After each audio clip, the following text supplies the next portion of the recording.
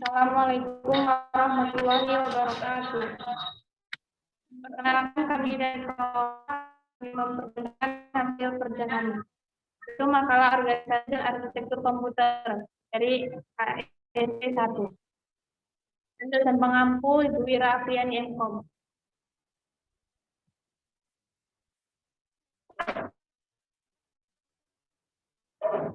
Pengertian organisasi dan arsitektur komputer.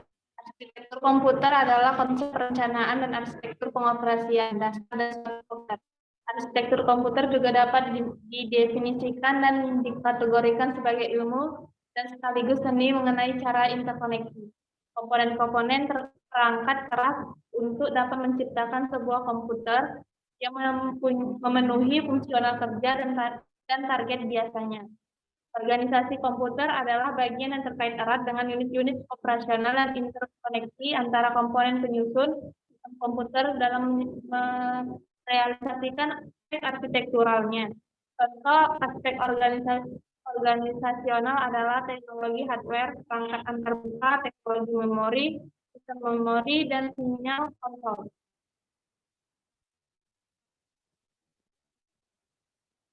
Tujuan dan manfaat. Mempelajari tentang arsitektur berbasis ide penyiraman komputer ISA. Kedua, tujuan untuk memenuhi bagian-bagian yang terdapat pada komputer serta kinerja dari setiap bagian yang ada di komputer. Juga mengetahui tentang materi ASP1. 4. Mengetahui tentang apa saja arsitektur yang tersusun di dalam ASP1. Rumusan masalah. Apa itu arsitektur Van Neuroman? Kedua, apa itu mesin IAS? 3. Apa itu ASP dalam arsitektur komputer? Keempat, bagaimana arsitektur ASP1? 5. Apa-apa saja instruksi yang tersusun dalamnya. Pembahasan arsitektur Van Neuroman. Arsitektur Van Neuroman atau mesin Van Neuroman adalah arsitektur yang diciptakan oleh John Van Neuroman pada era 1903 sampai 1957. Arsitektur ini digunakan oleh hampir semua komputer saat ini. Arsitektur Van Neuroman menggambarkan komputer dengan 4 bagian utama. Unit arithmetic logis atau ALU, unit kontrol, memori, dan alat masukan yang dihasilkan secara kolektif dinamakan I/O atau input output. Bagian ini dihubungkan oleh berkas kawat bus. John Van Neuroman, seorang ahli matematika yang merupakan konsultan pembuatan anime pada tahun 1945. Mencoba memperbaiki kelemahan ENIAC dengan dirancang komputer baru bernama EDVEC atau Electronic Discrete Variable Computer dengan konsep program tersimpan. Pada tahun 1946, komputer dengan program konsep dipublikasikan, yang kemudian dikenal dengan IAS, Computer of Institute for Advanced Studies.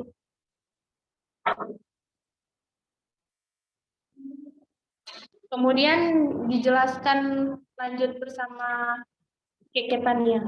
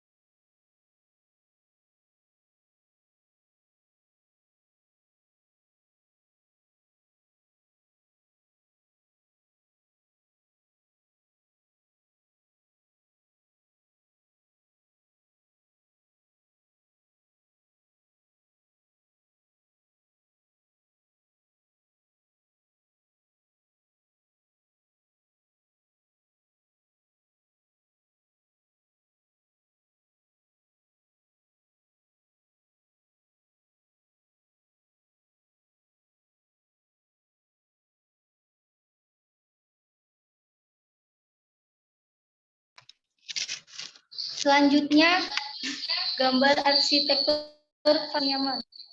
Penjelasan memori utama untuk tunggu.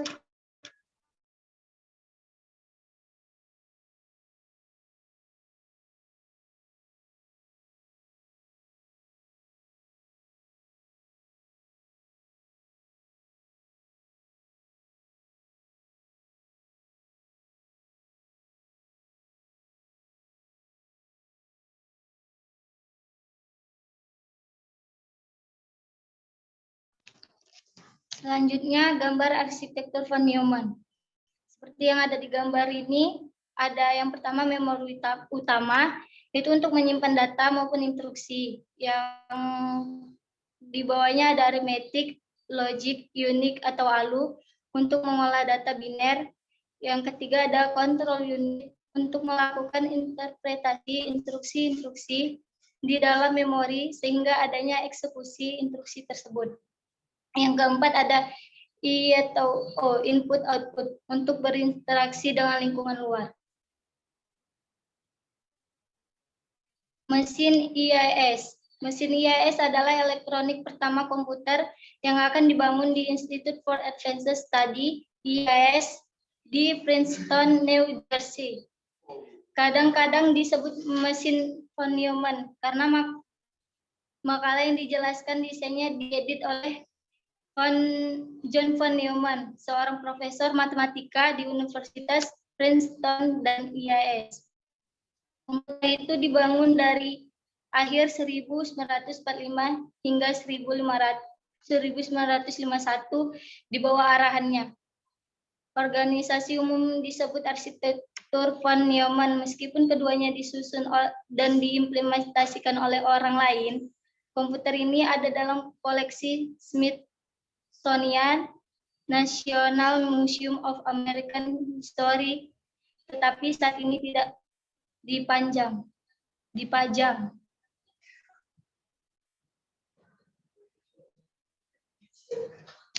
Dan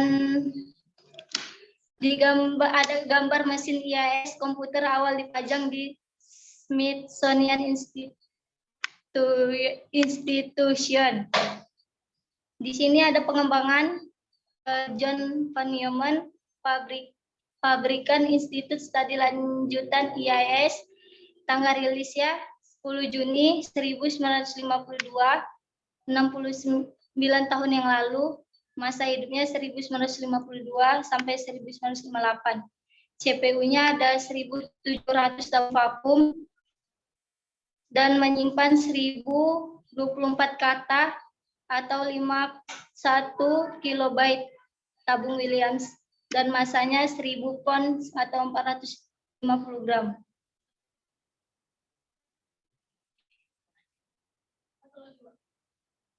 Dan selanjutnya ada sub 1 simple as possible. Komputer sub simple as possible artinya sederhana mungkin. Telah dirancang untuk Anda sebagai seorang pemula dalam bidang ini. Tujuan utama perancang komputer sub adalah untuk memperkenalkan semua gagasan penting di balik operasi komputer tanpa membenamkan Anda ke dalam kerumitan yang tidak perlu. Meskipun demikian, sebuah komputer sederhana seperti SAP sudah mengandung banyak konsep yang dilanjut.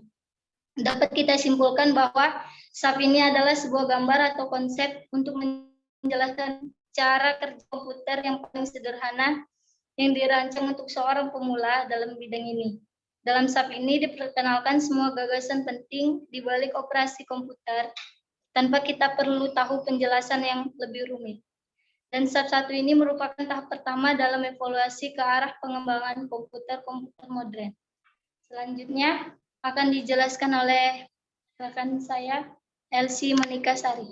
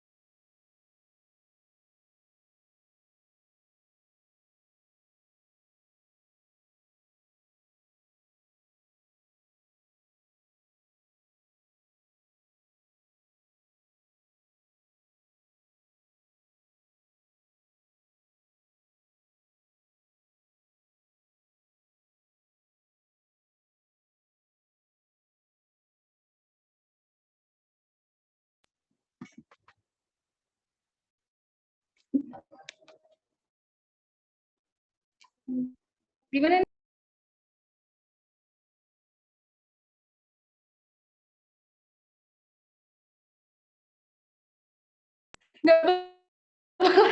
Ditengok hubungi arsitektur dari SAP. Ini gambarnya, pembahasannya.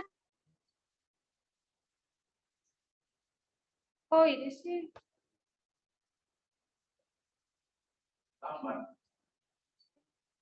Penjelasan blok-blok pada gambar. Satu, pencacah program merupakan bagian dari unit kendali digunakan untuk mencacah dari 000 sampai 111. Tugas utama adalah untuk mengirim memori alamat dari industri berikut yang akan diambil dan dilaksanakan. 2, masukan dan MAR. Merupakan register alamat memori yang terdiri dari register skalar untuk alamat dan data menjadi unit masukan. 3, RAM akan menerima alamat 4 bit dari MAR dan melaksanakan operasi pembaca. Fungsinya adalah tempat menyimpan utama instruksi dan kata-kata yang ditempatkan di bus. 4, register instruksi merupakan bagian dari unit kendali untuk mengambil sebuah instruksi dari memori. Komputer merupakan operasi membaca memori. Dalam operasi ini, instruksi dari lokasi memori yang ditunjuk alamatnya ditempatkan pada bus B. 5, pengendalian pengurut blok terbawah. Bagian kiri berisi pengendalian pengurut yang berfungsi untuk mengatur seluruh jalan komputer termasuk eksekusi instruksi. 6, akumulator adalah sebuah register buffer yang menyimpan hasil sementara selama komputer beroperasi. Akumulator mempunyai 2 macam keluaran, yaitu keluaran 2 keadaan secara langsung diteruskan ke bagian penjumlah pengurangan, dan keluaran 3 keadaan dikirim ke bus W. 7, penjumlahan pengurangan merupakan penjumlahan pengurangan yang bersifat asinkron, berarti isi pengeluarannya akan berubah bila terjadi perubahan data dan masukan. 8, register D merupakan register buffer yang digunakan dalam operasi aritmatika. 9, register keluaran pada akhir operasi komputer. Akumulator berisi hasil operasi yang diselesaikan dalam register penjumlahan pengurangan.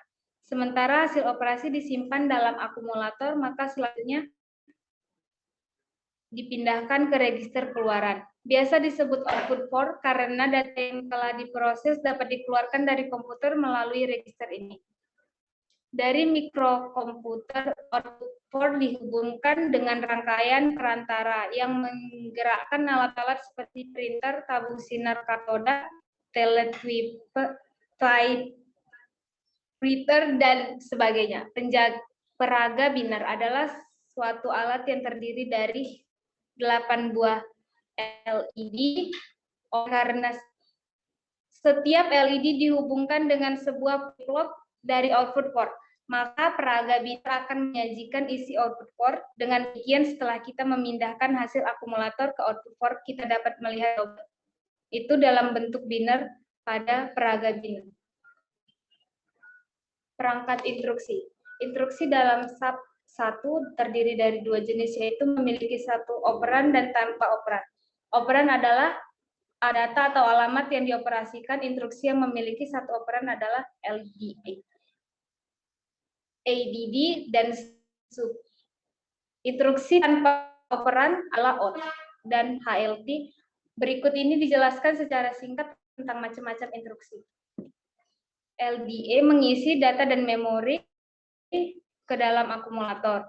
ADD menambahkan akumulator dan dengan data memori.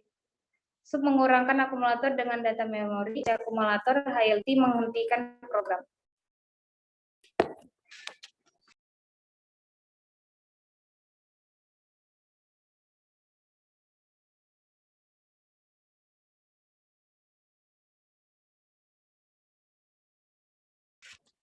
Selanjutnya akan dibacakan oleh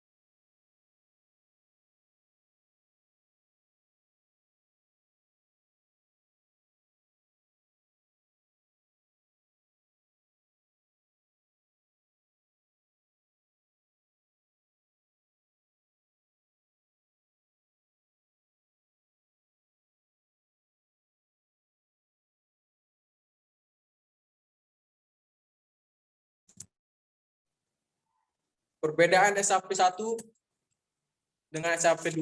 Perbedaan terletak pada arsitekturnya. Pada SAP1 tidak terdapat register temporary, sedangkan pada SAP2 dilengkapi dengan register temporary. Kemudian pada SAP2 juga terdapat 2 register keluaran, yaitu keluaran 3 dan keluaran 4. Untuk keluaran 4, keluaran berupa output serial dan ACK. Begitupun pula pada register inputan, terdapat inputan berupa ACK yang masuk ke register keyboard yang berupa bilangan heksadesimal, kemudian masuk ke register masukan 1. Ada pula register masukan 2 yang inputan berupa serial, sedangkan pada SAP1 register masukan digabung dengan MAR. Walaupun pada SAP2 register masukan dan MAR dipisah, pada SAP2 terdapat instruksi yang lebih banyak. Misalkan SAP2 telah dilengkapi dengan instruksi jam, di mana instruksi ini akan memaksa komputer mengulangi atau melompati bagian dari sebuah program.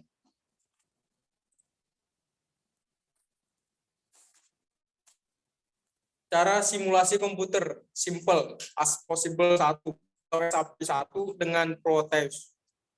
Komputer SAP1 simple as possible adalah komputer sederhana yang berorganisasi yang dirancang untuk memperkenalkan semua gagasan penting di balik operasi komputer tanpa membenamkan ke dalam kerumitan yang tidak perlu. SAP1 merupakan tahap pertama dalam evolusi ke arah pengembangan komputer-komputer modern.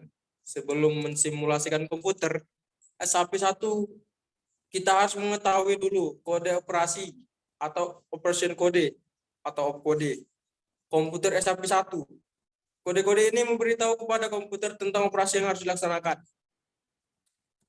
Contoh kode mnemonic dan kode operasi LDA, kode operasi 000, ADD 000, SUB kode operasi 0010,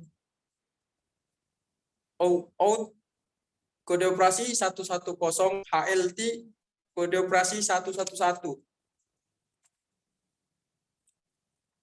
Untuk mensimulasikan SAP1, kita harus memprogramkan memorinya, menyimpan instruksi-instruksi atau kode operasi di memorisnya. Di sini kita akan menyimpan instruksi untuk menyelesaikan perhitungan aritmatika sebagai berikut. 16 ditambah 20 ditambah 24 dikurang 23. Oh ya, saya ulangi. 16 ditambah 20 ditambah 24 dikurang 32.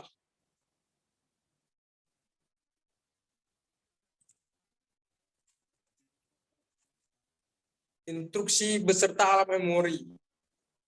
Contoh alamat dan isi. Alamat 0000 isi 0H. Alamat 0001 isi 1H. Alamat 0010 isi 2H. Alamat 0011 isi 3H. Alamat 0100 isi 4H. Alamat 0101 isi 5H. Alamat 0110 isi 6H. Alamat 011 isi 7H. Alamat 1000 isi 8H. Alamat 1001 isi 9H. Alamat 000010 isi LDA 6H. Alamat 00101111 isi ADD 7H. Alamat 001100 isi ADD 8H. Alamat 00101001 isi SUB 9H. Alamat 110XXXX isi OUT. Alamat 111XXXX isi HALT. Alamat 001000 dalam kurung 16 isi 10H. Alamat 00101000 dalam kurung 20 isi 14H. Alamat 001 100 dalam kurung 24 isi 18H. Dan alamat 001000 dalam kurung 22 isi 20H. Selanjutnya keterangan ini akan dijelaskan oleh Tasya. Sudah, maju.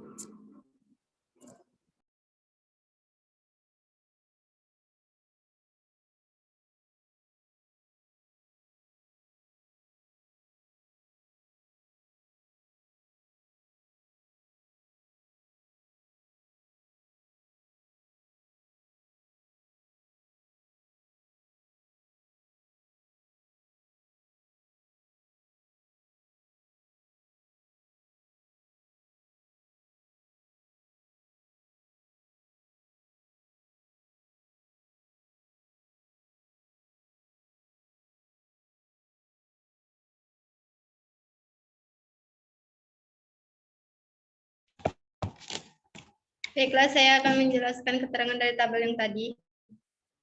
Mensimulasi protes, kita perlu skematik komputer sub 1. Berikut langkah-langkahnya. 1. Dengan menggunakan protes, atau di sini saya menggunakan protes 7, buka file skematik yang telah di-download. 2. Kemudian perbesar skematiknya, cari kotak yang tertulis bagian untuk program seperti bawah ini.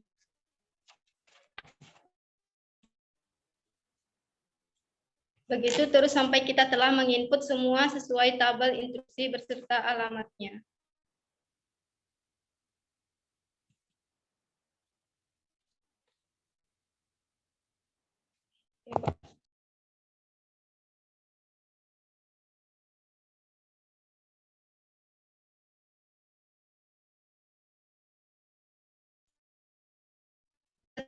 Simulasi saya di kotak itu jadi dalam 5 atau SW1, SW3, SW4, SW2, SW8. SW1 ada saklar yang digunakan untuk menginput alamat memori, down atau D berarti 0 dan up atau U di SW3 adalah sakral yang digunakan untuk menginput operasi kode ke memori, down atau D berarti 0 dan up atau U berarti 1. SW4 adalah sakral yang digunakan untuk menulis atau membaca ke memori. Up atau U berarti dilakukan operasi membaca dan down atau D berarti dilakukan operasi menulis memori. SW2 adalah sakral memprogram atau run. Jika down atau D berarti dilakukan proses pemrograman, nibble dari SW1 akan masuk ke multiplexer dan nibble dari SW3 akan masuk ke memori. Sedangkan jika up atau U berarti dilakukan proses run.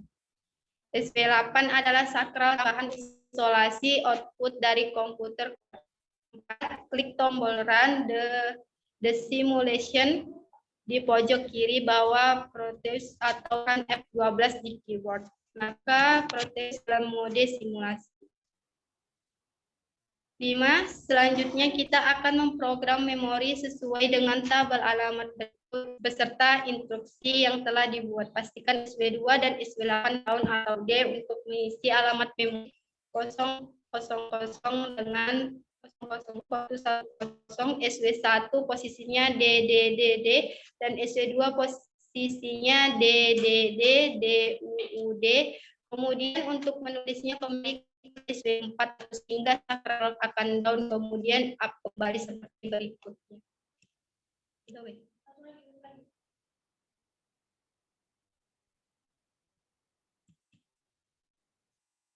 Nih. Untuk mengisi alamat memori 0001 dengan 0001, SW1 posisinya DU dan SW3 posisinya DDDU, DUUU. Kemudian untuk menulisnya ke memori klik SW4 atau sakral down kemudian up kembali seperti ini.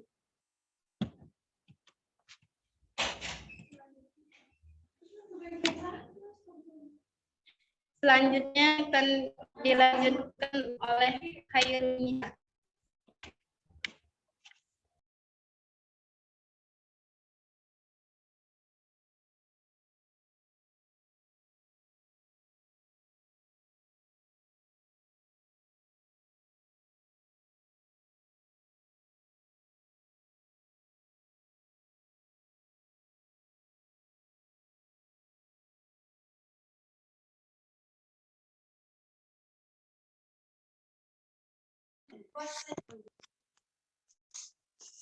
Ya, di sini saya akan melanjutkan presentasi dari teman saya, yaitu untuk slide yang kedua tiga.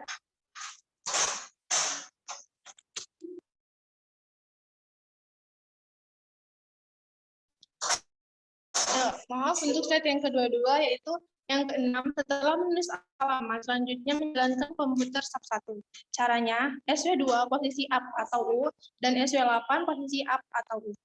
Di sebelah kanan kontak bagian untuk memprogram ada 3 saklar, yaitu SW5, SW6, dan SW7. SW5 untuk menjalankan atau start, komputer sub 1 atau mereset atau clear. Jika SW5 up berarti start atau down berarti clear. SW7 untuk memilih mode komputer sub 1. Apakah akan bekerja secara otomatis atau manual. Sedangkan SW7, jika SW7 up berarti manual dan down berarti auto. Jika kita memilih manual, maka sub 1 akan bekerja step by step. Sehingga untuk menjalankannya, kita harus menekan SW6 untuk setiap langkah. Yang ketujuh, kita akan menjalankan komputer sub 1 secara auto. Maka posisikan SW7 down atau ke auto. Maka komputer sub 1 akan memproses apa yang telah kita isikan ke memori secara otomatis dan tunggu hingga selesai. Yang kedelapan, hasil dari prosesnya akan ditampilkan pada peraga biner di bagian atas kontak bagian untuk memprogram. Kita lihat ternyata hasilnya adalah 00011100 atau 28, berarti simulasi kita berhasil. Nah, ini adalah gambarnya. Ini gambar hasil dari sub 1. Terima kasih, sekian presentasi kami. Wassalamualaikum warahmatullahi wabarakatuh.